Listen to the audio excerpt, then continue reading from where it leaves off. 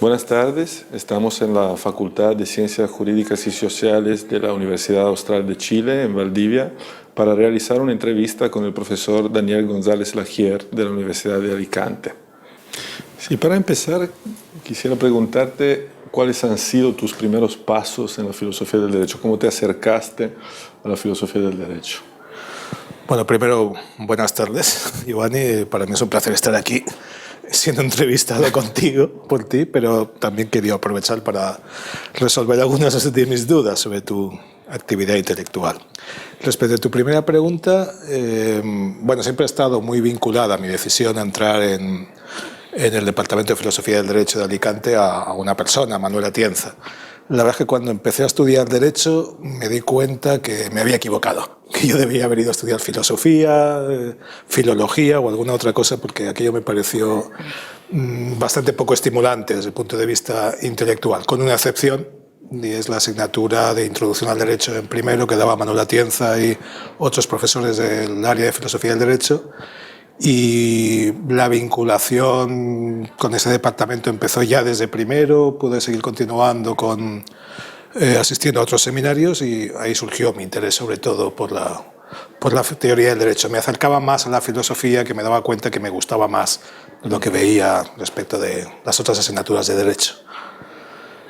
Bueno, digamos, siguiendo en hablar de tu formación, tú discutiste tu tesis de doctorado bajo la dirección de Manuel Atienza y en tu tribunal de tesis estuvo uno de los más grandes filósofos del 900, que es Georg Erich von Wright. Y, digamos, von Wright es el más grande defensor del escepticismo, uno de los más grandes defensores del escepticismo en ética, mientras que Manuel Atienza, digamos, es un conocido defensor del objetivismo ético. ¿Cómo trataste, digamos, de conciliar o compatibilizar estas dos figuras centrales en tu formación? Bueno, para la tesis doctoral no me planteó ningún problema porque fue una tesis enfocada más bien desde un punto de vista muy conceptual. Lo que me interesaba era el concepto de acción, el concepto de norma, y el concepto que hubiera sido más problemático hubiera sido el de valor, que estaba en un principio también previsto que la tesis llegara ahí, pero finalmente por razones de tiempo no llegó. De todas formas, quizás se podría discutir que von Wright sea tan escéptico como la interpretación que en Génova habéis hecho de él. Es verdad que hay un artículo donde se muestra muy escéptico, pero otras veces parece presentar la moral como un conjunto de normas técnicas en función de ciertos valores últimos, y lo que no puede ser discutido, fundamentado, serían esos valores últimos, pero sí que hay una racionalidad práctica a partir de esos valores, ¿no? Entonces yo creo que este escepticismo tan radical de von Wright quizás sería discutible. Yo no sé cómo lo veis vosotros. Sí. Vosotros tú tienes una formación más cercana, me parece, al realismo como en general en Génova, ¿no? Y me parece que habéis hecho esa interpretación de von Wright más cercana al escepticismo, pero... Sí, bueno, digamos, hay diferentes autores, ¿no?, que percibimos que han dado un paso paulatinamente, justamente como recordabas tú. Von Wright ha pasado de una visión más posibilista en metaética a el último ensayo que escribe sobre el tema, si no me equivoco, que es Valuations, donde parece tomar una actitud mucho más escéptica. Y en Génova, digamos, subrayamos el hecho de que otros autores fundamentales en la filosofía, en particular en filosofía del derecho, han tomado este giro hacia el escepticismo, no solo ético, sino escepticismo también en la teoría del derecho, ¿no? Autores como Kelsen, como Churron, que en teoría del derecho han tomado en la última parte de la carrera un giro escéptico. Y bueno, tienes razón en decir que sí, claramente von Wright en la parte, por así decirlo, clásica de su pensamiento, admitía como parte de la lógica de normas también una lógica de normas morales, pero me parece que, como justamente recordabas, el hecho de que nunca haya sí, adoptado una visión objetivista acerca de los fundamentos últimos, lo ponga entre los máximos defensores de algún tipo de no cognitivismo, ¿no? Pero, de todas formas, también existe la dirección contraria. Hay autores que han empezado relativistas y han acabado más objetivistas. Pero tú dirías que hay, me parece que estabas apuntando, y quizá tienes razón, a cierta relación entre la lógica, apostar por una lógica deóntica o por una lógica de las normas y ser un tanto objetivista.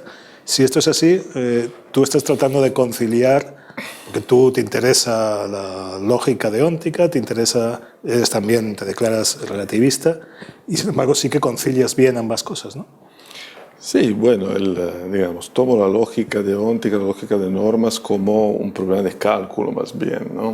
O sea, qué cálculos se pueden hacer con normas, cálculos en el sentido de qué inferencias son válidas a partir de determinadas hipótesis, pero me parece encontrar entre algunos, digamos, autores que han trabajado en lógica de normas y también en lógica a secas. Pensemos en, por ejemplo, Bertrand Russell, ¿no? Que parte de una visión donde se puede razonar con normas, parece totalmente intuitivo y aceptable razonar con normas, y con el pasar de los años llega a posiciones muy cercanas si no idénticas a las del emotivismo. Y entonces, digamos, entre muchos pensadores me parece que hay este camino desde fundamentar en algo más objetivo, más sólido la lógica de normas, para luego pasar, por así decirlo, a ver el cálculo sin fundamentos, a analizar los cálculos que se pueden hacer, pero sin plantearse tanto la cuestión de los fundamentos, o considerando que ya fundamentos últimos no puede haber, no hay. Entonces resulta más interesante ver cuáles son los patrones de corrección de la lógica que digamos, plantearse la cuestión de si hay algún valor lógico que necesariamente surge de fundamentos últimos. Bueno, hemos hablado de tu formación. Quisiera preguntarte, en tu opinión, cuál es el rol que la filosofía del derecho juega, tanto en la formación de los juristas como así, más en general, digamos, en la sociedad, ¿no? En la comunidad jurídica. El que juega o que debería jugar, sí. Porque el que juega no creo que actualmente, lamentablemente, juegue un rol importante, un papel importante. Me parece que la filosofía está perdiendo mucho espacio, mucho terreno, no sabría muy bien analizar cuáles son las causas, pero hay una actitud de rechazo hacia todo lo que resulta como demasiado teórico, demasiado abstracto. Quizá porque se identifica con otros tipos de filosofía que pueden apuntar a cuestiones más generales y menos directamente prácticas, pero respecto a la filosofía analítica, y con esto enlazo con tu pregunta de qué papel debería jugar, me parece que el aspecto de la filosofía analítica sería fundamental. El análisis conceptual es fundamental. Yo creo que los prácticos del derecho no se dan cuenta de cuáles son los presupuestos o la cantidad de presupuestos conceptuales de su actividad. Pienso, por ejemplo, en prueba. Ellos tratan de probar cuando hay una acción o una relación de causalidad o una omisión, lo que llaman tipos de hechos, y no se dan cuenta de que están presuponiendo un concepto de acción, un concepto de causalidad, y si previamente no discutimos ese concepto, la cuestión acerca de si es verdad o no que alguien realizó esa acción o dio lugar a ese daño, o el concepto de daño mismo también sería problemático, resultan discusiones como discutir acerca de si tal amigo que se llama Pepito es simpático o no, sin ponerse de acuerdo si están hablando de la misma persona o casualmente el nombre es el mismo. Entonces yo creo que el análisis conceptual fundamentalmente debería tener un papel muy importante en la formación. Siguiendo con cosas de prueba, creo que una formación en epistemología, un mínimo de epistemología, de haber reflexionado sobre cuáles son los criterios que tenemos para justificar nuestras creencias, sería fundamental para cuestiones de prueba. Ahora bien, si me preguntas por otras ramas o estilos de hacer filosofía, tendría más dudas acerca de su utilidad. Creo que mucho del rechazo que hay por la filosofía analítica es culpa de que alcanza la filosofía analítica el rechazo más merecido, más bien merecido, hacia otras ramas demasiado especulativas y demasiado poco controlables con cuestiones de criterios de racionalidad, de lógica, etc. Y digamos, lo que dices me sugiere que, en tu opinión, si entendí bien, la filosofía del derecho tendría, como toda la filosofía analítica, más en general, una función desmitificadora también, ¿no? Desmitificar algunos lugares comunes o cosas que se pasan por sentadas y que en el debate, por ejemplo, político, el debate jurídico, que al contrario no lo son. Sí, no, completamente de acuerdo. Lo que ocurre es que una preocupación que debe tener la filosofía analítica en particular es el acabar siendo víctima de sus propias distinciones. Yo creo que hay distinciones que son fundamentales, pienso con distinción de contexto de descubrimiento, contexto de justificación, incluso hecho-valor, pero también muchas veces me parece que esas distinciones, que por un lado aclaran mucho, hay ciertos temas que quizá ocultan. No sé si es porque es necesario que las distinciones tengan esta ambivalencia o porque no están del todo bien construidas o qué. Y esto es otra razón por la que deberíamos reflexionar sobre el método en filosofía y si a lo mejor algo también de culpa tiene la filosofía analítica a la hora de perder utilidad por parte de en la percepción de los prácticos. La distinción entre contexto de descubrimiento y contexto de justificación creo que ilustra muy claramente lo que quiero decir. Es verdad que es una distinción muy útil para explicar muchas cosas, pero luego tampoco hay que pensar que algo necesariamente es un criterio de descubrimiento o un criterio de justificación. Muchas veces las teorías que formulamos las formulamos porque creemos que están justificadas, entonces ahí colapsan el contexto de descubrimiento y el contexto de justificación, y creo que esto pasa con muchas otras distinciones. A veces es más útil verlas como continuos y aceptar que hay casos intermedios en donde la distinción no se puede hacer tan tajantemente o no se puede clasificar un hecho tan tajantemente bajo uno u otro caso. Sí, lo que dices me sugiere otra observación. Digamos que hace años era muy usual construir teorías generales del derecho, filosofías generales del derecho, ¿no? Mientras que ahora, digamos, se va más hacia una especificación de las investigaciones. Yo creo que nosotros somos una prueba, una demostración de que efectivamente hemos analizado puntos, ¿no?, de la teoría del derecho, pero quizás todavía no hemos producido una visión general del derecho. ¿Cuál es tu teoría del derecho preferida, favorita, que en tu opinión logra abarcar, digamos, los aspectos más relevantes del derecho, del fenómeno jurídico?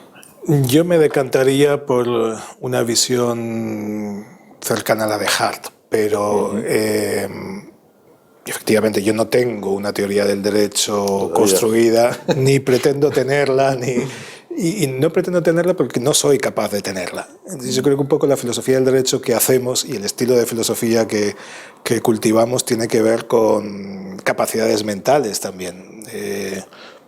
En Alicante, por ejemplo, Manuel Atienza, lo discutía con él en otra discusión, él tiene cierta capacidad para proponer modificaciones en el mundo. Él le gusta escribir filosofía para proponer cómo tiene que cambiar las cosas, cómo cambiar la sociedad. Su último libro es uno de los últimos, Podemos hacer más. Yo sería filosofía política, más teoría del pero derecho. Sí, en tus categorías, bueno, en Génova. En Génova esto se llamaría filosofía política. O política en del Alicante derecho. es una distinción que se impugnaría. ¿Tú la impugnarías? No, a mí me parece clarificadora, pero con excepciones. Creo que se transita mucho de una a otra y no veo mal que todo se englobe dentro de una categoría general, que me da igual ya si es filosofía política, filosofía moral o filosofía del derecho. Pero no está mal tampoco luego tener ciertas subclasificaciones de, bueno, dentro de este rótulo general a mí me interesa ahora no hacer nada más que algo descriptivo, etc.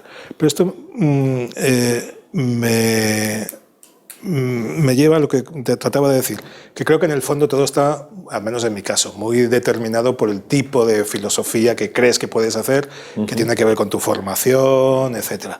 A mí siempre, haciendo la tesis doctoral sobre von Wright, lo que veía era, y el punto de vista era qué se podía usar de von Wright, que no era un teórico del derecho y no pretendía hacer una teoría del derecho, para aclarar problemas jurídicos. Y quizás de ahí no tiene una formación que me dé una visión global, etc. Y además siempre enseguida me he interesado más por los problemas que plantean los hechos en el derecho, en un sentido incluso más amplio que la prueba, el concepto de acción, el concepto de causalidad, que por el concepto de norma, ponderación, interpretación. Y en ese sentido, sin embargo, si me preguntas con qué teoría del derecho te identificarías más, diría que con la de Hart. ¿Tú estarías más cerca de la red Ross? ¿Dirías Ross? Me lo había planteado. Pues claramente en Génova sí tenéis una orientación que usaría mucho más definida que en Alicante. Sí, como teoría general del derecho, bueno, la de Guastini yo diría más incluso que la de Ross, en el sentido de que aunque no haya un libro de Ricardo donde, digamos, se presenta una teoría general del derecho, pero hay muchos donde se puede claramente derivar, ¿no? una serie de tesis fundamentales acerca de los aspectos más relevantes del fenómeno jurídico. Sí, si tuviera que digamos, buscar en los padres fundadores de la teoría del derecho, sí, claramente la teoría a la cual me siento más cercano es la de Alf Ross. ¿Y crees que es fácilmente compaginable con la del Churrón y Bulligin? Porque creo que también es una teoría con la que te identificas o que dirías que te influye, al menos todo el aparato conceptual que tiene esa teoría detrás. Bueno, no sé si Churrón y Bulligin proporcionan una teoría general del derecho, aunque ellos dicen que Normative Systems se puede leer en este libro como un libro que contiene una teoría de este tipo. Seguro hay más cosas en común entre Ross y Alciurón y Bulligin de las que normalmente se piensa. Y esto también es explicado por anécdotas. Por ejemplo, Ross y Bulligin se escribieron mutuamente cartas donde explicaban, donde Ross aceptaba algunas o muchas de las modificaciones a los conceptos centrales en la teoría de Ross. Yo creo que más en general lo que distingue Ross, Guastini, Tarello y Alciurón y Bulligin, más allá de énfasis en algunos puntos, es la teoría de la interpretación. Pero los últimos trabajos de Alciurón y algunos trabajos de Bulligin, mitad de los años 90, apuntan hacia una visión más realista de la interpretación. Entiendo sobre todo los trabajos en temas de derrotabilidad. Con lo cual, si este era el punto que dividía, digamos, las dos visiones, se ha acercado mucho, creo, últimamente, con lo cual no veo que haya una distinción tajante en la manera de ver el fenómeno jurídico. Obviamente habría muchos detalles distintos, pero no muchas divisiones tajantes entre una manera de abordar el fenómeno jurídico a la Ross y una manera de abordar el fenómeno jurídico de Alciurón y Bulligin. Te quería preguntar, digamos, hemos hablado de tu formación, hemos hablado del rol de la filosofía del derecho. Para ti, ¿cuáles son tus intereses actuales? Y de lo que sugeriste antes, quizás tú tengas una teoría general del ámbito fáctico del derecho, digamos, de los hechos en el derecho, ¿no? Que es una parte que tradicionalmente siempre se había un poco pasado por alto. Esto no es verdad en relación con los últimos años, donde ha habido una explosión de estudios sobre el razonamiento fáctico del derecho, pero quizás todavía falta una teoría general de los hechos en el derecho, quizás tú ya las tengas, porque te ocupaste de prueba, te estás ocupando de neuroética, te ocupaste de neurociencia, o sea, ¿no? Tienes razón en que falta una teoría general de los hechos. Ahora se está trabajando muchísimo, pero en particular sobre prueba. No hay muchos trabajos sobre teoría de la acción, aunque algunos de ellos muy buenos, vienen de Génova también, de tesis doctorales surgidas ahí sobre el concepto de acción o sobre el concepto de causalidad. Yo creo que esto todavía hay que desarrollarlo mucho. Aquí se lo hemos dejado a los penalistas fundamentalmente y en diálogo con ellos hay mucho que discutir todavía. Respecto de si yo podría hacer una teoría o tengo algo parecido a un esbozo de teoría general sobre los hechos, tengo la sensación que lo que tengo, precisamente por haber tratado problemas particulares, es una serie de ideas a las que me cuesta mucho renunciar, pero que no estoy seguro que sean fácilmente conciliables. Por ejemplo, me interesa mucho la idea de dar una explicación naturalizada, es decir, términos empíricos de muchos conceptos como el de acción, el de causalidad, etc. Pero al mismo tiempo también tengo la sensación de que hay un fuerte componente normativo e interpretativo en todos los conceptos y por lo tanto en los hechos. Quiero decir que cuando decimos que alguien ha realizado una acción o que ahí hay una relación de causalidad, los criterios para determinar que efectivamente ahí hay probada una relación de causalidad en gran parte son normativos y por lo tanto no sé si incluso podríamos decir que el concepto de causalidad es un concepto, es un hecho, apunta a un hecho normativo en alguna medida. Tiendo a ver los hechos como, y no sé si esto es compatible con lo de la naturalización, como un núcleo duro, empírico, rodeado de una cuestión de cuestiones normativas y valorativas. ¿Cómo conciliar todo esto? No lo sé. Y si esto tiene implicaciones del tipo de qué valor tenemos que darle a las aportaciones de los filósofos sobre el concepto de acción o sobre el concepto de causalidad, o si los juristas pueden modificar esos conceptos para que sean útiles para escribir responsabilidad. Este tipo de cuestiones que tiene que ver con esa teoría general de los hechos, todavía no tengo respuestas claras y más bien en alguna conferencia sostengo una cosa y en otra sostengo otra que me doy cuenta que no encaja bien y es algo sobre lo que me apetece volver, pero no sé si lograré conciliar estas piezas. Claro, no, muy interesante. Y una pregunta un poco provocatoria. Esto de la naturalización, digamos, de muchos conceptos centrales en la teoría del derecho, en la filosofía del derecho, incluso algunos conceptos normativos, si entendí bien, ¿cómo se vincula con algo que es típico de la filosofía alicantina, ¿no? Que mencionaste tú también, parte, digamos, de la justificación, de la búsqueda de los criterios de justificación de las decisiones normativas? O sea, cómo efectivamente tú dijiste, en algunos puntos todavía hay que ver si los conceptos normativos se pueden naturalizar. A ver, yo empezaría... Te estarás volviendo genovés, digo. No creo que me esté volviendo genovés, pero sí creo que no soy el alicantino medio, el alicantino típico. Diría que, por ejemplo, dentro de Alicante yo sería el único que tendría una postura cercana al utilitarismo en cuestiones morales, y respecto de los valores, el utilitarismo siempre que me parece conectado con ciertos valores últimos, y respecto de estos valores últimos diría que ahí no hay manera de justificarlos racionalmente, que apelaría a que hay cierto consenso, pero muy vago, y luego la manera de entender el alcance de cada uno de esos valores pues, es muy discutido, muy discutible. Diría entonces que en ese sentido yo me distancio bastante del objetivismo kantiano típico de los alicantinos. Y el utilitarismo siempre ha estado más cerca de la posibilidad de naturalización de la moral. De hecho, el utilitarismo es una manera de naturalizar la moral si se identifica el valor último con la felicidad, ¿no? Así que lo que diría es no me arrimo tanto a los genoveses.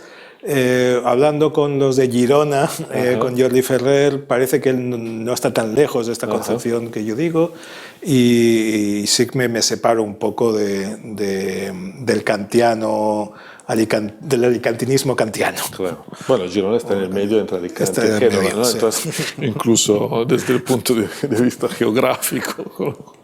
Bueno, mencionaste antes tu interés para la neuroética. Estás escribiendo un libro, has escrito un libro, ¿no? Sobre el asunto. Sí, he escrito. ¿Puedes decir algo sobre es un libro breve. Que espero que aparezca publicado a lo largo del mes de octubre, Marcial Pons. Llevaría por título La sombra de Hume, porque los neuroéticos creen que han podido demostrar experimentalmente que la discusión acerca de si la moral es una cuestión de razonamiento, como diría Kant, o de emociones e intuiciones, como diría Hume. Ellos creen que Hume tiene razón y que lo han demostrado empíricamente, ¿no? Sin embargo, es crítico con la neuroética, esas aportaciones de la neuroética, fundamentalmente porque creo que no han advertido que hay una gran cantidad de sutilezas filosóficas que tener en cuenta para poder derivar a partir de los estudios de la neurociencia las conclusiones que ellos están tratando de obtener. El ejemplo más claro, me parece, es su afirmación de que la neurociencia ha demostrado que el libre albedrío es falso, de que todo está determinado. Lo que los neurocientíficos dicen que has demostrado es que antes de que uno sea consciente de haber tomado una decisión, 350 milisegundos antes, el cerebro ya se ha activado para realizar esa acción. Acción que suele ser levantar una mano o levantar la otra. Entonces, 350 milisegundos antes se activa una parte del cerebro que prepara la acción de levantar el brazo. 350 milisegundos antes de que el sujeto sea consciente de que haya tomado decisión. Eso es lo que dice la neurociencia y nada más. Y lo que los neuroéticos dicen es el cerebro actúa por sí solo, la decisión consciente no tiene ninguna eficacia causal, por lo tanto no tenemos libre albedrío, todo está determinado y además el cerebro nos engaña. Nos hace creer que hay una conciencia, una especie de fantasma detrás de nuestro cuerpo, de nuestra máquina física, que es la que realmente actúa, pero todo esto es falso. Pero esto no lo dicen los neurocientíficos, lo dicen los neuroéticos. Aquí hay una serie de pasos, tanto para dar validez a ese tipo de experimentos, son pasos que tienen que ver con el método, cosa que estudia la epistemología, que es una rama de la filosofía, como luego para extraer esas conclusiones hay una serie también de inferencias, no se dan cuenta de muchas hipótesis alternativas a las que ellos están sosteniendo que debilitan la conclusión a la que quieren llegar. Bueno, esto es muy claro y entonces esto está muy generalizado en la neuroética también cuando intentan, que es lo que estudio en ese libro, estudiar el fenómeno normativo, de dónde vienen las normas morales. Es uno de esos ejemplos donde dejar de lado la filosofía es perjudicial. Una cosa es naturalizar la filosofía y otra cosa es renunciar a la filosofía. Y yo creo que ellos tratan de sortear la filosofía. Y los resultados principales de tu investigación se refieren a cómo surgen las normas morales o a cómo estos autores, reconstruyen la corrección de las normas morales o de algunas normas morales en relación con, elementos fácticos o sociales. Los autores que se han dedicado a esto, como digo, son psicólogos, etc. Y esta distinción entre explicar y justificar, no todos algunos la conocen y la impugnan y otros parece que la desconocen. Pero las impugnaciones que hacen no parecen satisfactorias y entonces no resulta fácil contestar a tu pregunta porque muchos no tienen esa distinción, entonces no está claro si lo que quieren es explicar de dónde vienen las normas morales o mostrar que esas son las normas morales correctas. Algunos, los más sofisticados, sí tienen clara la distinción y algunos de ellos incluso llegan a sostener que la neurociencia, nos puede decir cómo debemos vivir para vivir mejor, para vivir bien en un sentido moral. ¿Cómo debemos vivir? Ellos hacen el paralelismo con la medicina. La medicina nos dice cómo debemos vivir, qué debemos comer, por ejemplo, para llevar una vida saludable, y la neuroética nos diría cómo debemos vivir si queremos actuar moralmente de una manera correcta. A mí me parece que esto tiene enormes dificultades porque básicamente están presuponiendo como valor último la supervivencia de la especie humana, dan por presupuesto, que es un valor importante, y muchas de sus afirmaciones solo se entienden desde ese presupuesto que ellos no cuestionan en ningún momento y que ocultan además. Entonces no es derivar el deber ser a partir de estudios empíricos, sino a partir de estudios empíricos más un valor que ellos presuponen. Asumidos.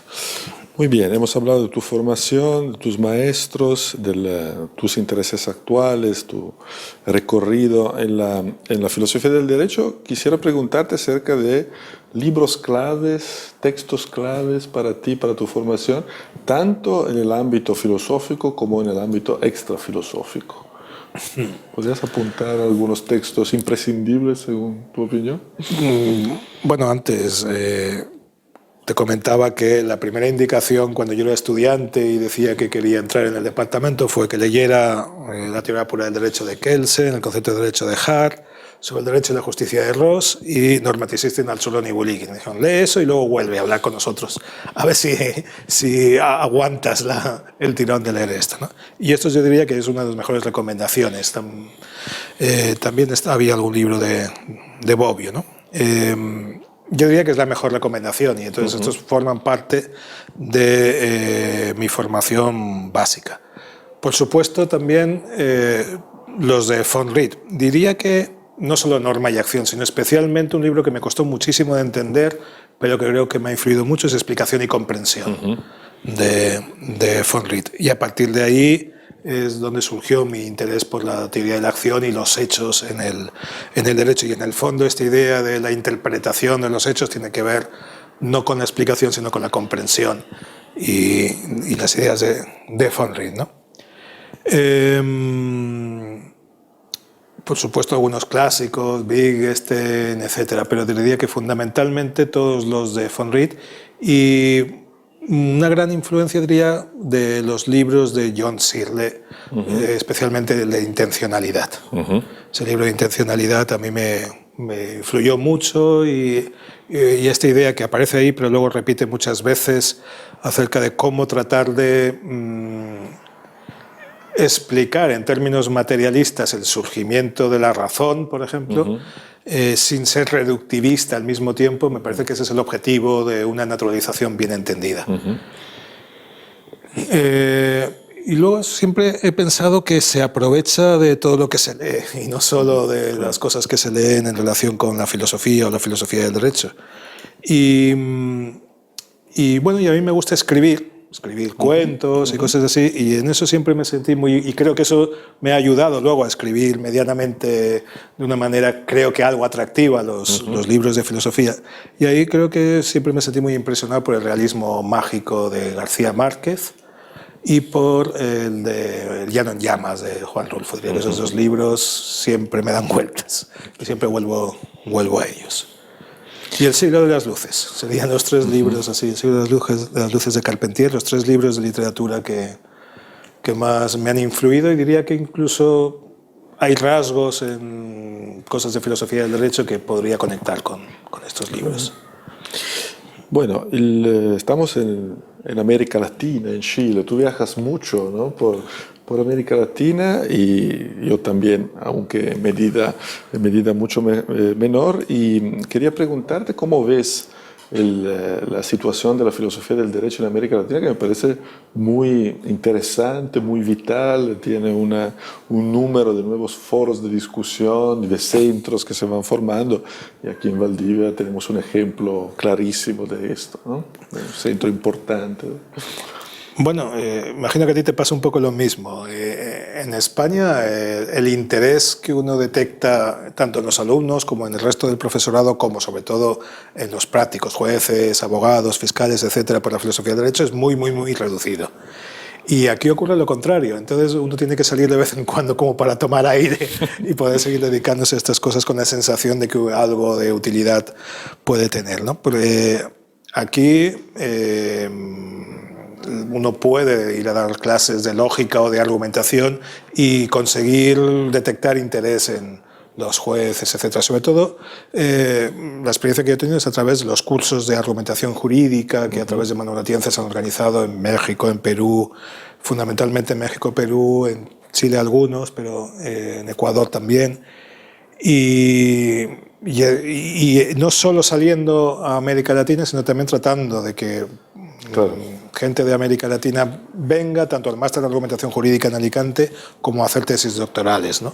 Ese interés es un poco el oxígeno que uno va atesorando para luego continuar un rato más en Alicante con el alumno normal, ¿no?